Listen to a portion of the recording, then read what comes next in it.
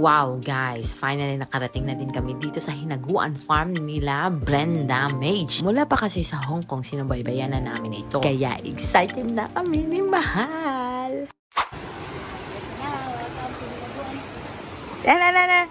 Ay, ito na ba yun? Wow. So, sa wakas guys, yung pinapanood namin sa Hong Kong, andito na talaga kami sa hinaguan farm ni Brenda Mage. Ito na yung bridge na kinonstruct niya. Maligo ka, Mahal? Maligo ka? Ay, mali-mali. Hinaguan Nature Park pala. Hindi pala yun na-approve ang Hinaguan Farm. So, ayun na nga guys, no? Pagbungad nyo pala ang nature na talaga ang vibes. Malinis na tubig, daming bato-bato, at green grass somehow. Char. So, tara na. Samahan nyo kami. I-explore natin ang hacienda ni Brenda.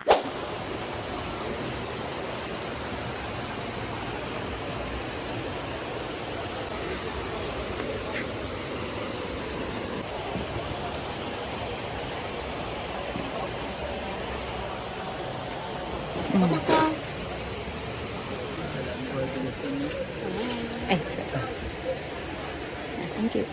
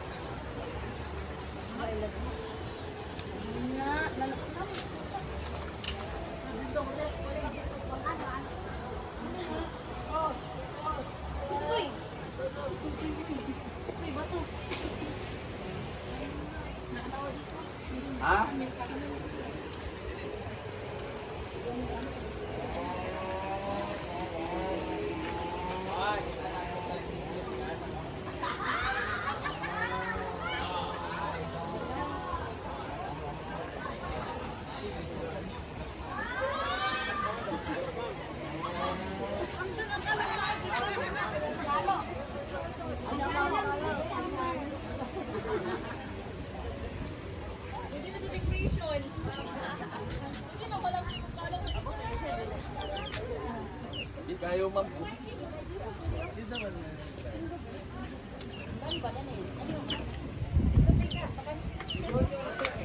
Hello.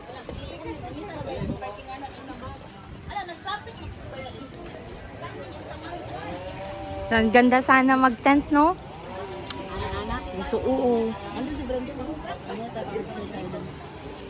Ha? Ano naman? So, hindi ka mag-ano ng cottage o ano? Saan yung ano? Hindi na ba pwede makapunta doon, oh?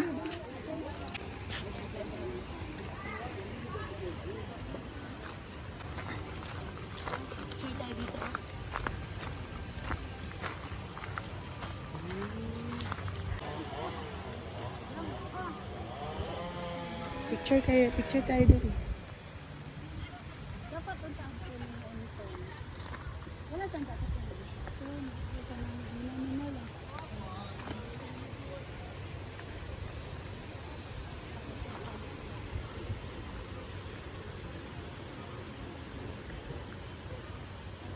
Halo na sila, malo. Welcome to Hinaguan Farm. Napaka-energetic ba? Ang talong. Ito ang talong, oh. Talong. Maliit pa. Pisot pa naman ang talong. Ay, dami, oh.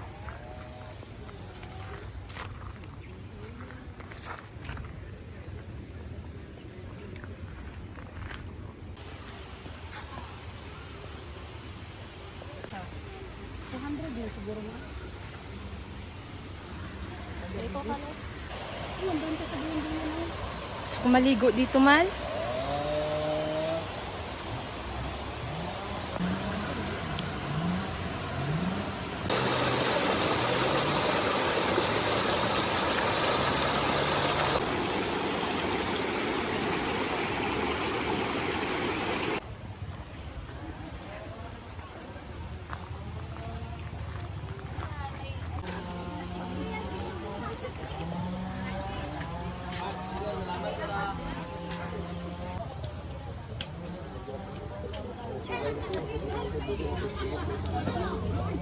So ayun na nga guys, na nakita ko na personally ang nature park ni Madam Brenda. Pabalik na kami doon kasi ngayon sobrang init. O ayun na nga yung mga flowers niya. Si Mahal nagmamadali kasi andyan na nga siya. Bumaba na siya sa mansion niya. So ayun na nga guys, niyaya na siya ni Mahal magpa-picture. From Hong Kong.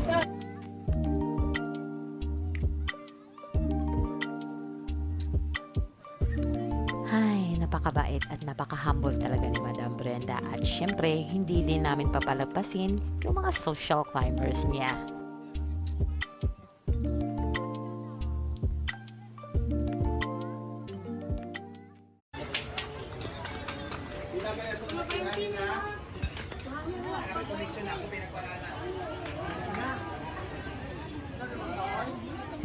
Hindi talaga makukumpleto yung gala ko dito sa Hinaguan Nature Park kung hindi ako makakain dito sa kanilang canteen. Tingnan natin kung ano meron sila.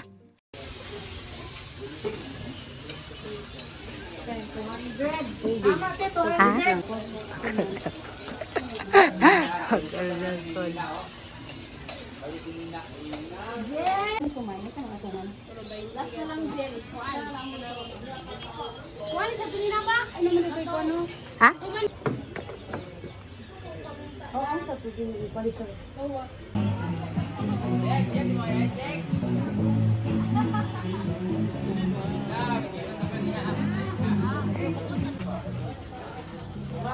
Suman, no? Suman, baby. Suman. suman na. Dali na suman dahil. Bigla. Suman na binglala. Ano binglala? Kamuting kahoy ng regalo. Okay na.